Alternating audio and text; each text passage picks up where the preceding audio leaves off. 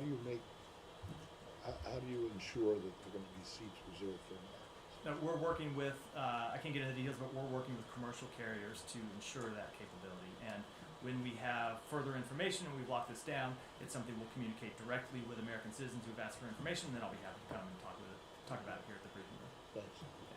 So given that the Secretary and the National Security Advisor just said that this attack by Iran is sort of definitively escalatory in nature, I know that you've been telling us, the Secretary even told us that for months you've been encouraging the Israelis not to respond to attacks and provocations in such a way that escalates anything further. Or is the Secretary going to continue to offer that same advice to the Israelis now in the wake of these missile strikes? I'll say a couple things about that. First, of course, Israel has the right to defend itself, as any nation does. In terms of what Israel's response will be, of course, there must be consequences for Iran for this attack. We've made clear that there must be consequences. I'm not going to get into what those consequences are today, but there are things on which we will be coordinating with our Israeli counterparts. And I think in the immediate aftermath of this attack, we are going to coordinate with them on what any response might be.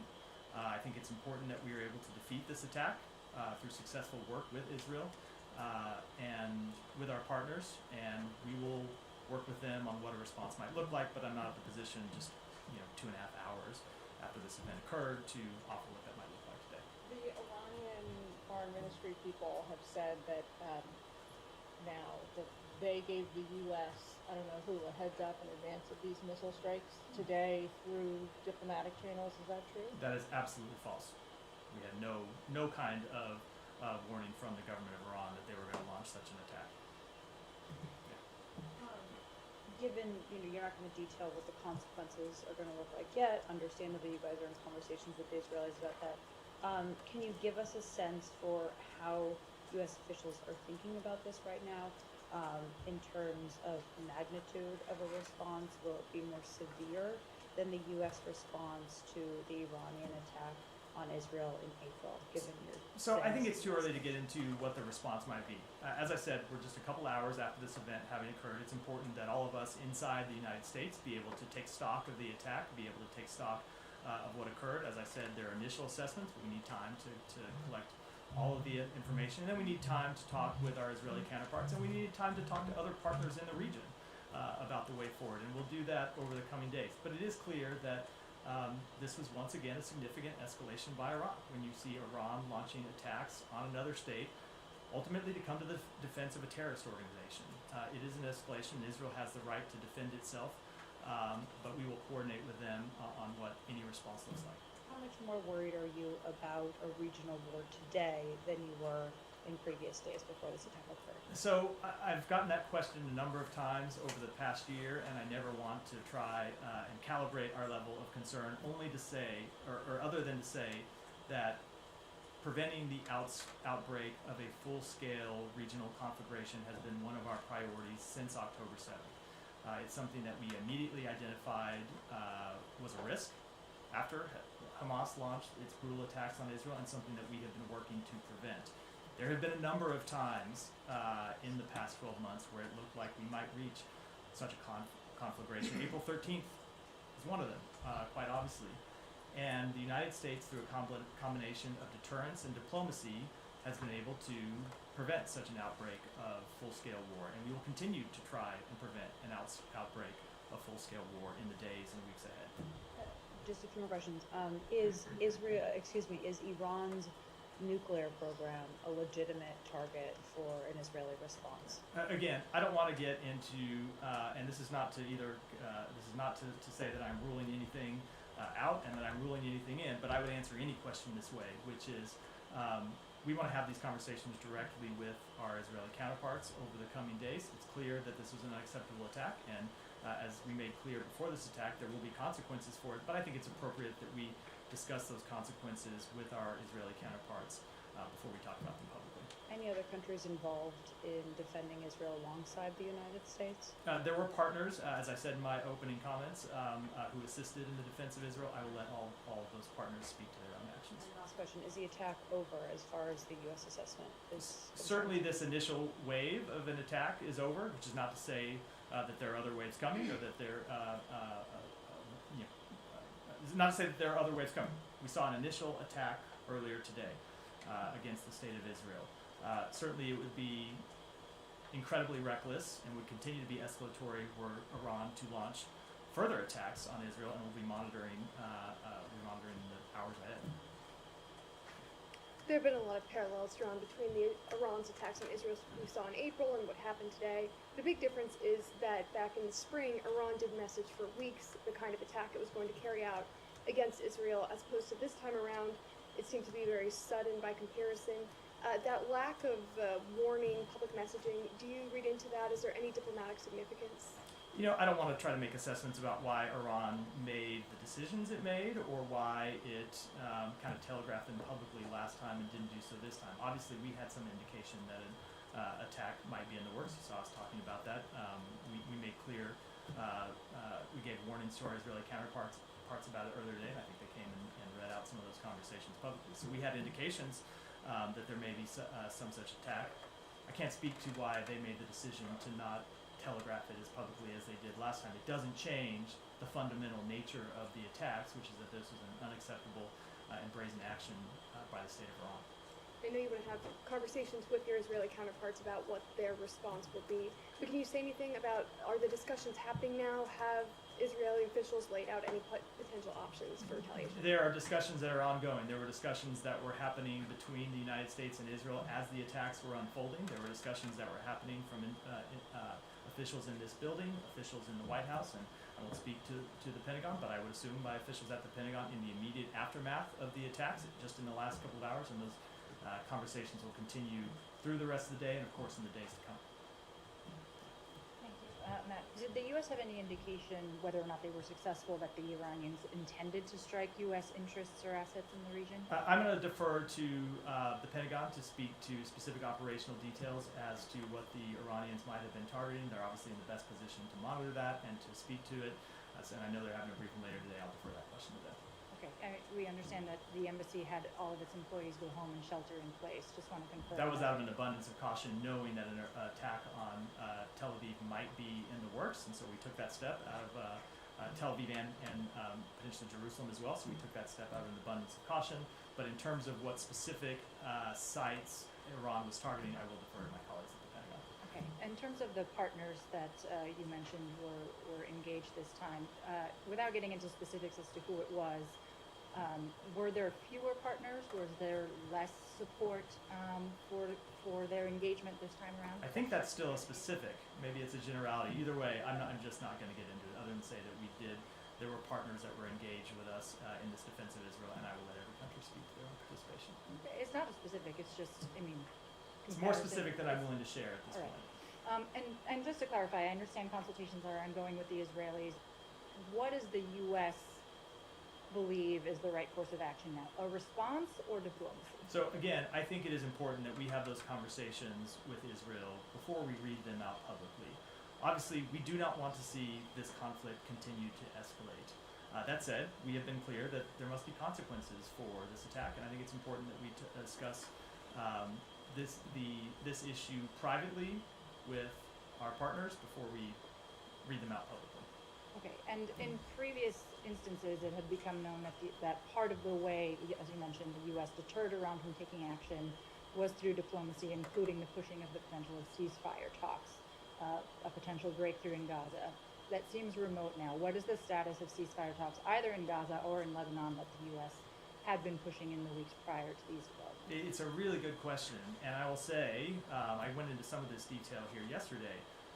Where we are on the ceasefire talks in Gaza is that the terrorist group that Iran funds, Hamas, has been unwilling to come to the table to engage the past several weeks.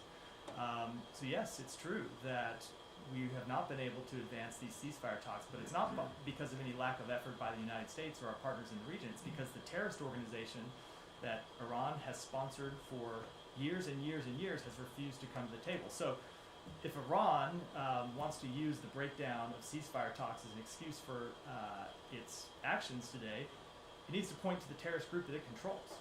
It's Hamas that has been responsible in recent weeks for the breakdown of those talks. Is it your understanding that that was one of the reasons that they decided to? No, I was responding Okay, to the question. Last one clarification. I mean, obviously these talks require time, resources. It engages top U.S. officials. Are they still a worthwhile investment of the U.S.'s time when it appears that other parties are not? No, look, we are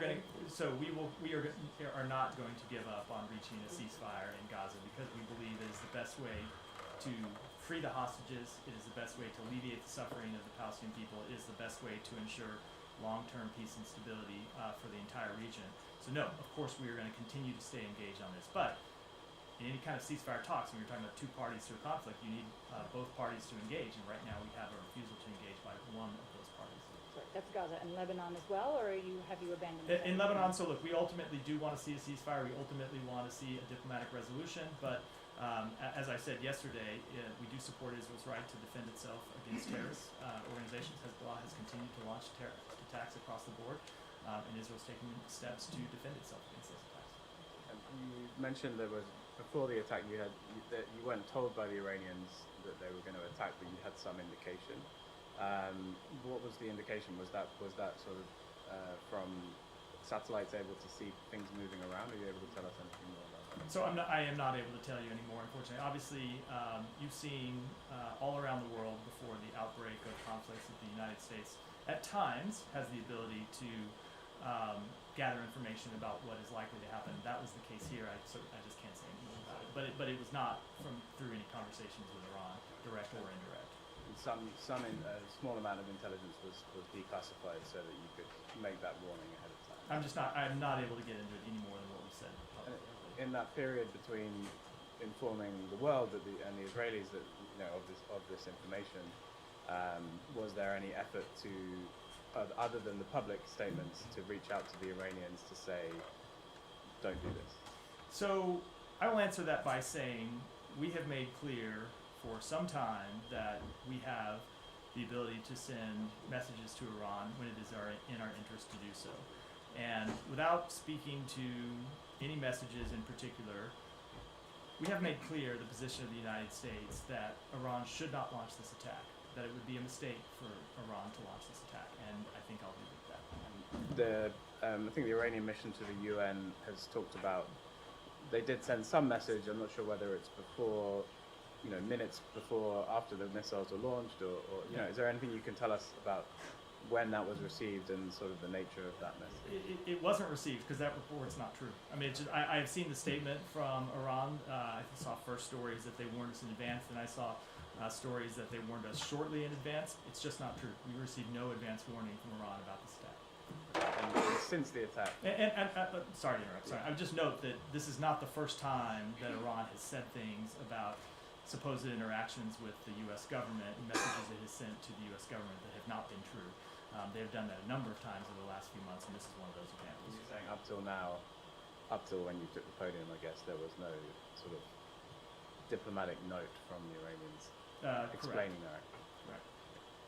Just to Yeah. follow up on their statement from in the UN, they said that this attack in response to the violations for their sovereignty and also attacks against their nationals.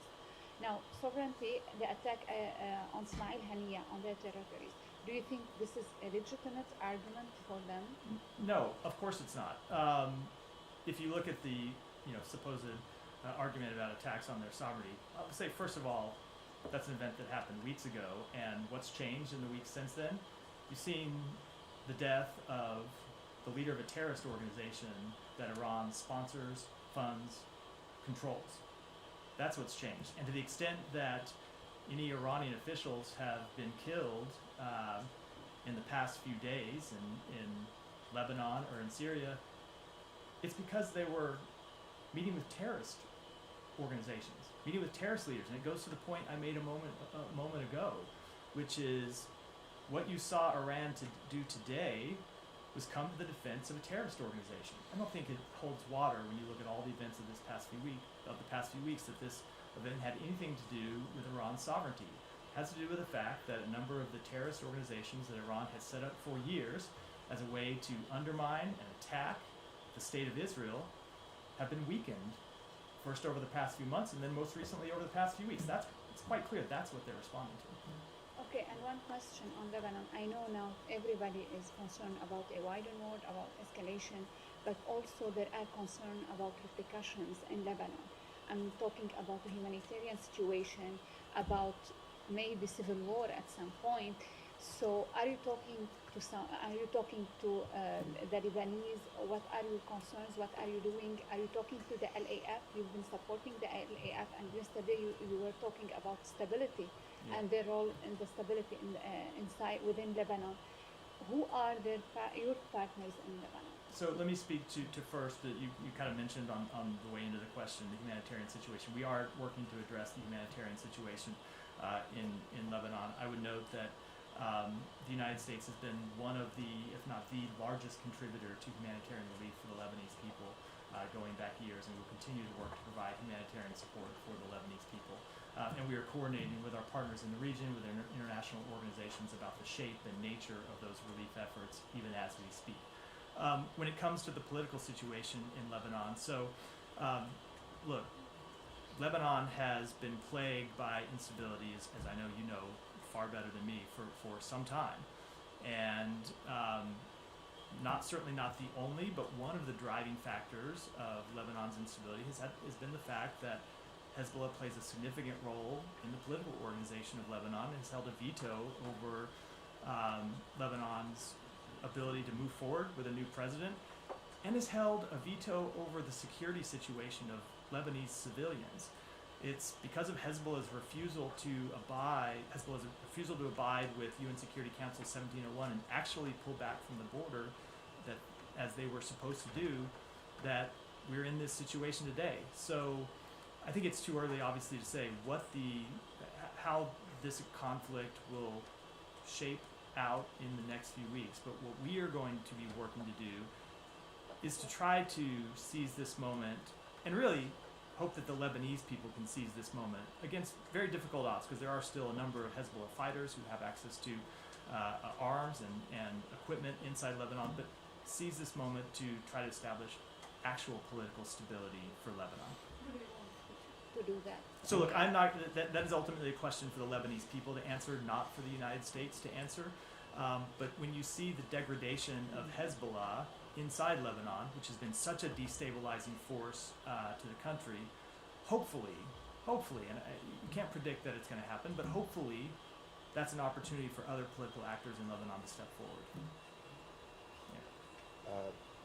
Matt, I mean, in your answer to Matt, and also during this 12 months, you've been always saying that your main goal in this conflict is not for it to spread to a regional war. And I believe now we are maybe one step further from it, a regional war. But do you think that your way of trying to contain it through your diplomatic means, by drawing boundaries and lines to Israel, that if you cross this will escalate into this war or that war, and the Israeli prime ministers keep crossing those lines, keeps escalating in the region, whether it is in Gaza with the Philadelphia corridor or in Lebanon? First, you advised against major operation in Lebanon. It happened.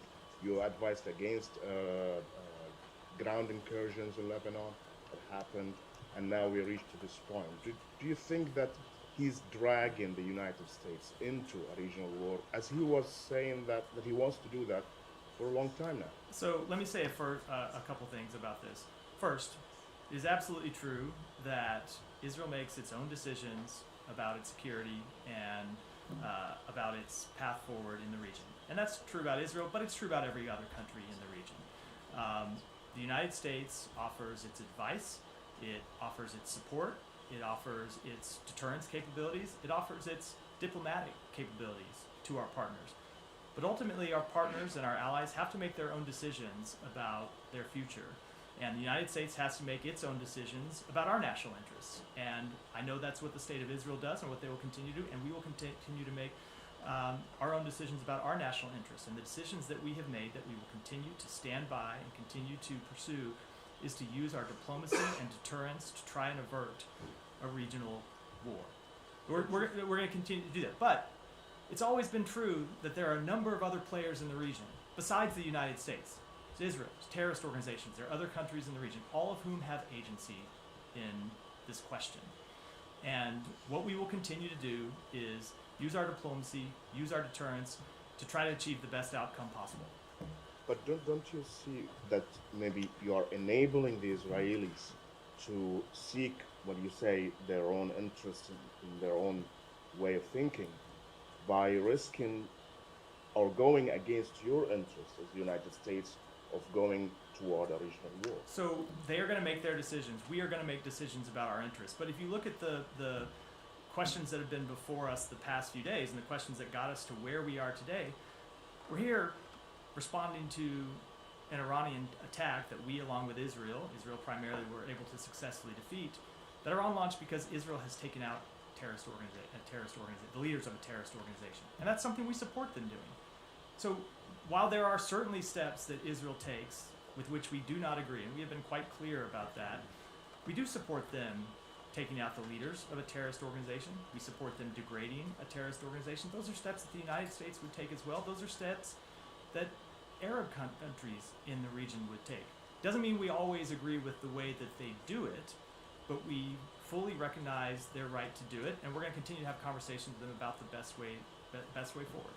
And my last question is just, there's some statesmen coming from Tehran that they waited so long after Hania was assassinated in Tehran because they received messages from the United States that something will happen regarding the ceasefire in Gaza, and this maybe will give them a way of not responding to Israel, and this didn't happen. Did you give them this message? So we made clear through a number of diplomatic channels. I'm not going to talk about our direct communications with Iran, as I never do, but we did make clear through a number of diplomatic channels that the situation in the region was very tense and that the ceasefire talks were at a very delicate nature, and Iran should not do anything to upset those talks. Now, what's happened in the meantime? Obviously, there's been a lot of water under the bridge since that date. But if you look at what's happened in the past few weeks, it has been Iran's client terrorist organization that has been the impediment to reaching a ceasefire agreement. Which is not to say that there have not been times in which Israel has made reaching an agreement more difficult. They absolutely have, and we have been trying to work through those objections as well. But in the past few weeks, it's the terrorist organization that Iran supports that has refused to come to the table to talk about how to get a final agreement. So, Said. You're saying that Hamas has rejected, or Hamas is obstinate about the ceasefire talks. I just want to understand what you're saying. Yeah, so it is. So to be clear, I went through some of this yesterday, and I know you were out. Everybody's allowed, and everybody's allowed a day off. So obviously this has been a long and winding road trying to get an agreement over the finish line. If you look at the events since the president put forward a public proposal on May 31st, and then later, I think it was in August, where he presented a bridging proposal to both parties that narrowed the differences down to a final few provisions that we were trying to work through. Obviously, there were things where we wanted to see Israel make tough decisions, and there were places we wanted to see Hamas make tough decisions. And we thought we had been making progress on narrowing those differences and having a proposal that would bridge the final differences between the two parties.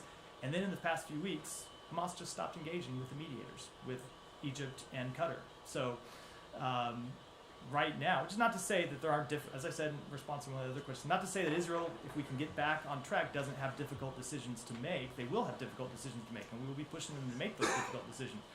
But right now, and for the past few weeks, it's been Hamas being unwilling to engage in any meaningful way with the mediators that has kept us from moving towards an agreement.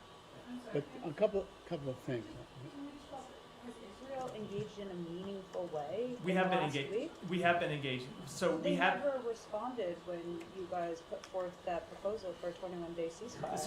So let's keep things separate. We're talking about the ceasefire proposal in Gaza right now. They have been engaging with us on a meaningful way. I can talk about that when Saeed's and I come back and talk about that we're talking about the proposal in Gaza. Just to follow up, although Hamas did accept the proposal as was suggested by the president. Saeed, on May 31, they accepted. Just to be clear, before you and go on your in fact, question, that's not accurate. It's not accurate. They keep saying we accept it wholly. I know, They didn't. Okay. I can tell you, having looked at the text, the original proposal, and looked at the text of their response, they accepted some provisions and proposed changes to others. That's not an acceptance, that is a negotiation. Yeah, but a couple of things on this point. I mean, you mentioned that Israel has a right to go after terrorist leaders and kill them and so on. Israel has been doing this for decades. They've killed scores of Palestinian leaders, scores of Lebanese leaders, and so on over the years. Has that in any way really listened the conflict, resolved the issue, brought peace to the region, arrived at resolution of the conflict? There is and do you believe? Do you believe that what Israel is doing now is basically makes it safer? There has been a long history of violence in the Middle East.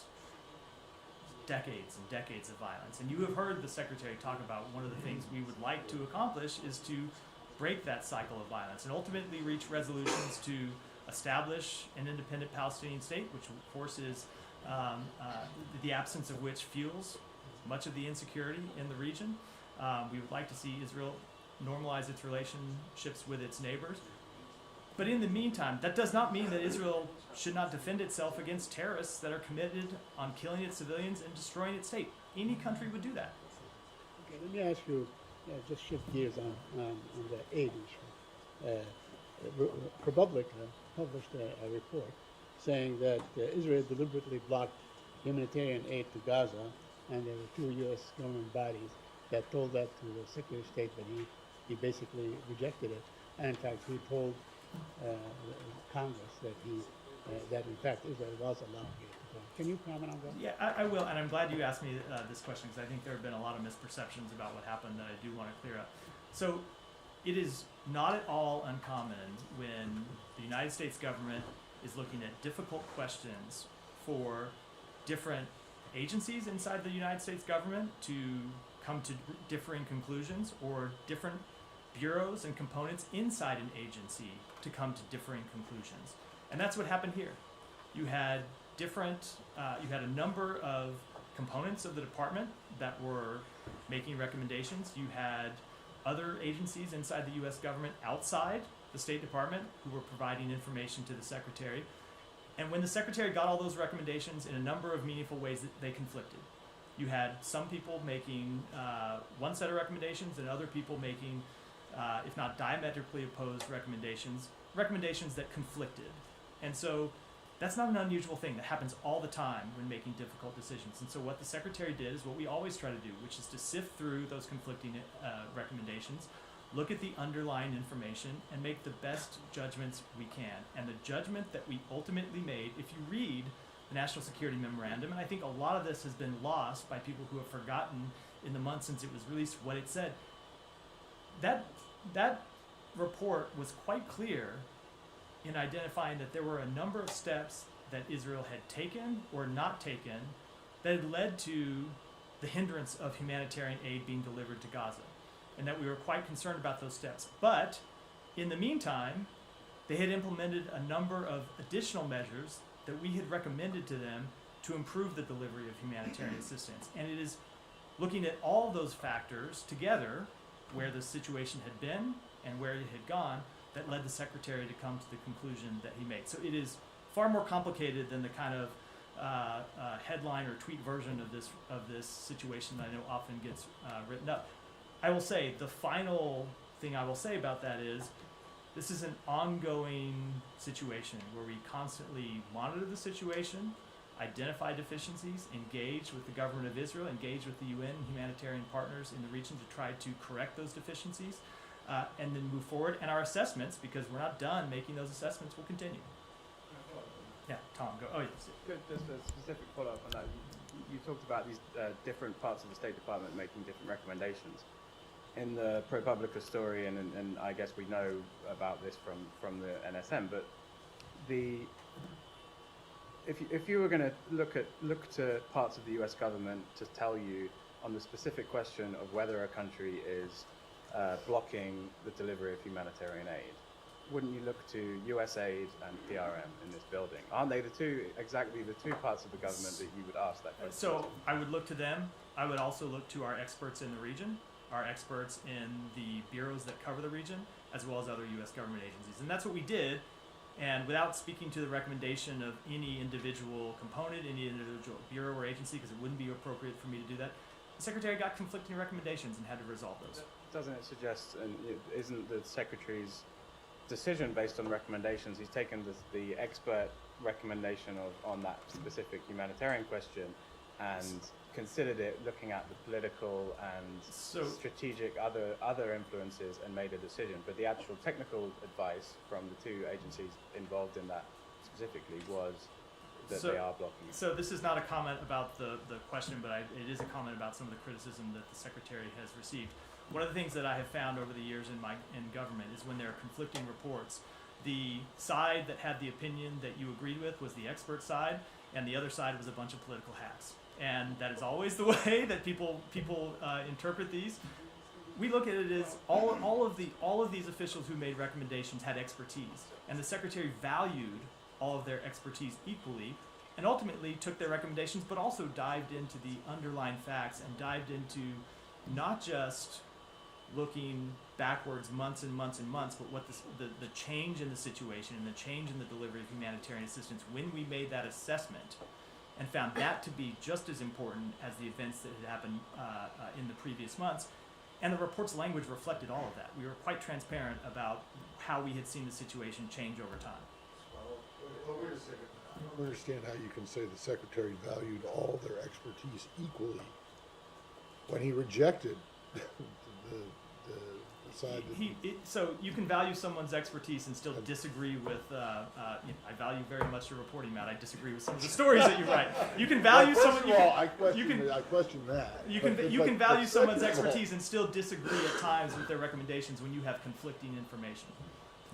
Wait, so there was conflicting information? You had conflicting assessments from different bureaus inside the department. Okay, but the assessments were based on facts on the ground, right? They were based on... Right? They were... What was happening on the ground? So it's not just... So unless one of these two bureaus just got it wrong and didn't, then they were giving their... No. It is, their assessment was based on facts. No, right? it is not just an assessment of facts on the ground, but how facts change over time, which is one of the things we laid out in the report.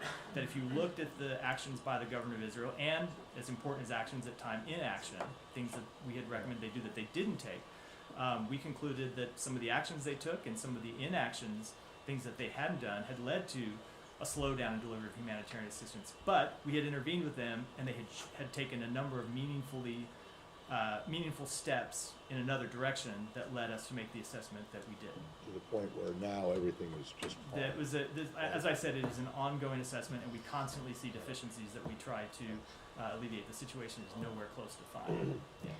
On the Israeli raids into Lebanon, just first of all, I mean, do you have any updates on your assessment of what's happening on the ground, if these remain limited as has been described? So as of today, we have continued to see limited targeted rates. I won't speak to the future, but that's what we've seen as of this point. And I think the Israelis have spoken about these going back some way in time as well, actually. Is that your understanding that they have been, they were going on for a while before? I think with that level of detail, I should, about a military operation, I should defer to them to speak to.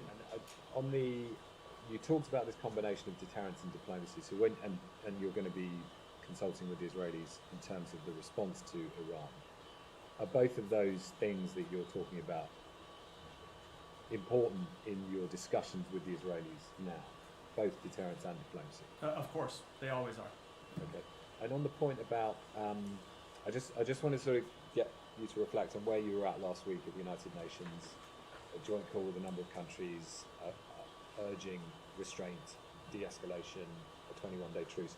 Where we are now and what we've just seen happening in the region, when you reflect on sort of what has changed or what went wrong, if I can put it like that, for your own strategic position, what is the reason behind the complete difference in what you're aspiring to last week and where we're at now?